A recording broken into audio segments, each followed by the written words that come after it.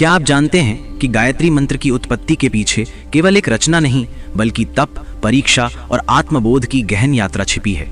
कथाओं के अनुसार विश्वामित्र वर्षों तक कठोर तपस्या में लीन रहे। उनकी साधना से उत्पन्न तेज इतना प्रबल होने लगा कि इंद्र को अपना सिंहासन डगमगाता दिखाई दिया। उन्हें भय हुआ कि कहीं ये महान तपस्वी देवताओं से भी ऊंचा पद न प्राप्त कर ले। भय से प्रेरित होकर इंद्र ने एक योजना बनाई। उन्होंने स्वर्ग की अप्सरा मेनका को पृथ्वी पर भेजा ताकि वो विश्वामित्र की तपस्या भंग कर दे। मेनका अपनी अद्भुत सुंदरता, मोहक नृत्य और मधुर स्वर लेकर आश्रम के समीप पहुंची।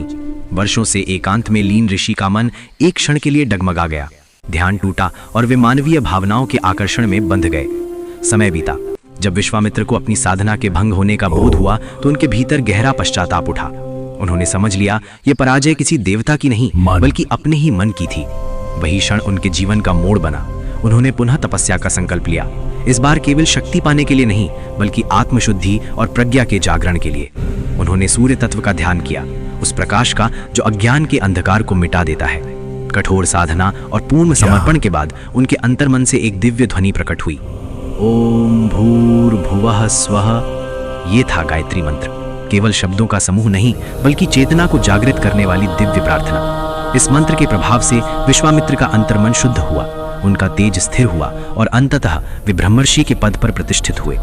ये कथा हमें सिखाती है, गिरना असफलता नहीं है, गिरकर स्वयं को पहचानना और फिर उठ खड़ा होना ही सच्ची विजय है।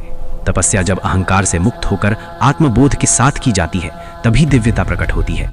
इसलिए गायत्री मंत्र केवल जप नहीं बल्कि आत्मशुद्धि, प्रज्ञा और चेतना के जागरण का मार्ग है।